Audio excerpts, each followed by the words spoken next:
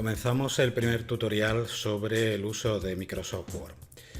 Lo primero que tendríamos que hacer es definir cómo va a ser nuestra página de trabajo y para eso, pues lógicamente tenemos que empezar con un documento, bien sea un documento de los que hayamos utilizado recientemente, una de las plantillas predeterminadas que nos facilita el programa o alguna online, y en nuestro caso vamos a empezar con un documento en blanco.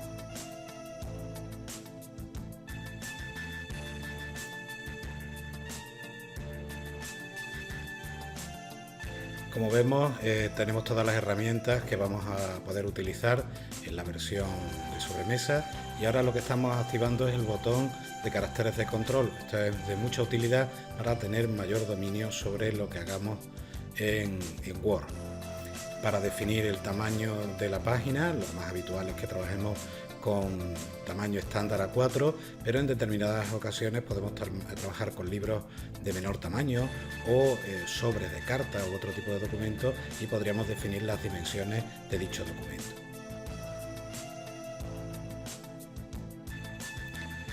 Las opciones de páginas pares e impares y primera página son sobre todo de utilidad en documentos extensos en los que queremos utilizar encabezados y pies de páginas diferentes en las páginas según sean pares o impares, o bien diferentes en la primera página. Tenemos opciones también para indicar desde qué punto se hacen los cambios y si se va a afectar a todo el documento o a determinadas partes de él. Una vez definido el tamaño del folio, podemos indicar la orientación entre vertical y horizontal. Ya veremos luego el efecto que produce esto sobre la página, y también podemos definir el espacio que hay desde el borde de la hoja hasta el punto donde nosotros empezamos a escribir, tanto en la parte superior, izquierda, derecha, inferior. Y además de eso, tenemos también la opción, en caso de que sea un documento que vaya a encuadernarse, el poder poner un margen de encuadernación que nos da un pequeño extra en la parte donde se va a aplicar dicha encuadernación.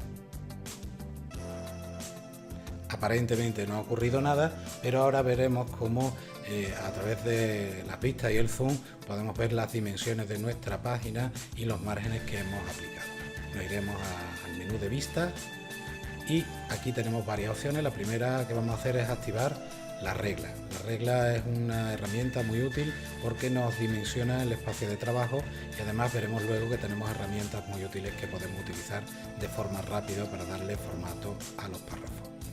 Escribimos un pequeño texto sobre el que podamos actuar para que podamos ver el efecto de las diferentes cosas que vamos a ir haciendo, y podemos ir comprobando diferentes marcadores de control como el tabulador, una flechita, la marca de párrafo, el salto de párrafo, de fin de párrafo, que lo hemos estado viendo, esta P invertida,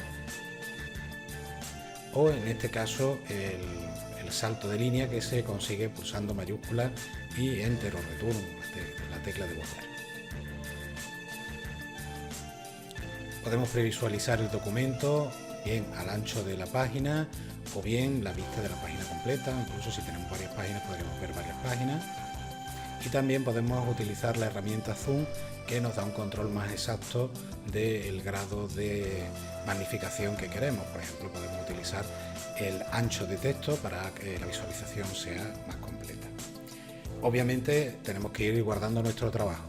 Aunque Word tiene un sistema de guardado automático, es conveniente guardar sobre todo al final del trabajo y de vez en cuando.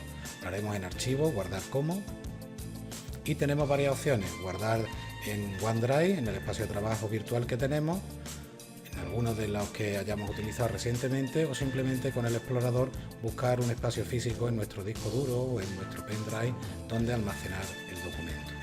Tenemos que dar un nombre, como vemos en este caso ha cogido el párrafo completo que hemos utilizado al principio. Vamos a recortar para que sea un nombre más cortito, y tendremos que indicarle qué tipo de documento es. Por defecto son documentos docx, pero veremos más adelante cómo es de utilidad poder utilizar otro tipo de formato, sobre todo el uso de plantilla.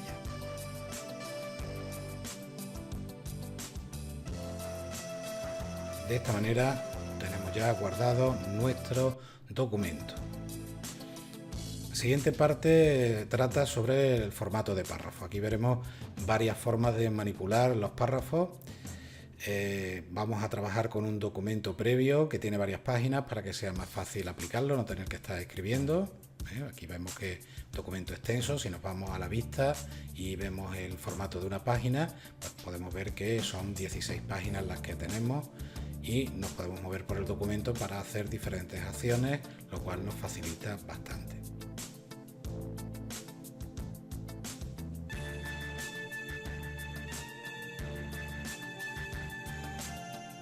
Podemos ver el efecto de la orientación, que antes no lo vimos claro. Si lo ponemos en formato horizontal, vemos como todo el texto se ajusta para adaptarse a esta nueva disposición de la página. Y tenemos en esta ocasión 18 páginas, al ser más cortas, que se distribuyen por el documento.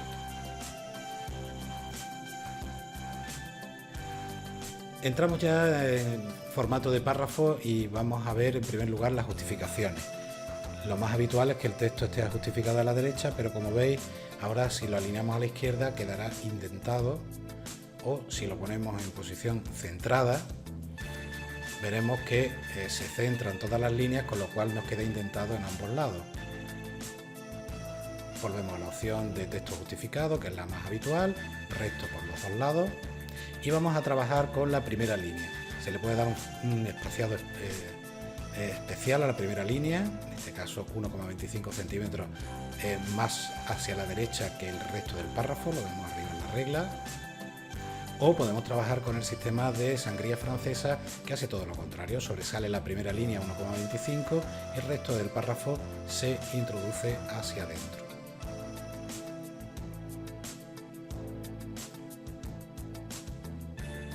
Volvemos al sistema de primera línea y vamos a trabajar ahora con las sangrías, que provocan un margen extra con respecto a lo que le hemos puesto a la página, solo aplicable al párrafo o los párrafos que tengamos seleccionados. En este caso lo que hemos hecho es que nuestro párrafo lo hemos introducido 1 centímetro a la derecha y, como vemos, también esto afecta a la primera línea. La primera línea se ha desplazado también 1 centímetro a la derecha más 1,25 que tenía de antes. Exactamente igual podemos hacer con la sangría derecha. En este caso vamos a escribir directamente 2 centímetros y ya vemos que el párrafo se ha introducido 2 centímetros hacia la izquierda con respecto a los márgenes que teníamos establecidos para el resto del documento. Una forma también de manipular la sangría es a través directamente de los marcadores de las reglas. Decíamos que teníamos unas herramientas útiles, son estas: marcador de sangría izquierda, el que está en la parte inferior izquierda, y marcador de primera línea, que veremos ahora que está en la parte superior izquierda y que afecta solamente a esa primera línea. Igual podríamos hacer con la parte derecha, que también podemos provocar variación en la sangría derecha simplemente utilizando el cursor, siendo un clic sobre la herramienta correspondiente. Otro elemento interesante sería el espaciado. Tanto anterior como posterior se mide en puntos, aproximadamente 12 puntos serían una línea, con lo cual si aplicamos 24 puntos, pues más o menos son 2 líneas de espaciado, pero el sistema de puntos nos da mayor precisión a la hora de poder utilizar las distancias entre párrafos. Lo podemos hacer tanto en la parte anterior como en la parte posterior del párrafo. Ahora hablaremos del interlineado, que es la separación entre líneas dentro de un párrafo.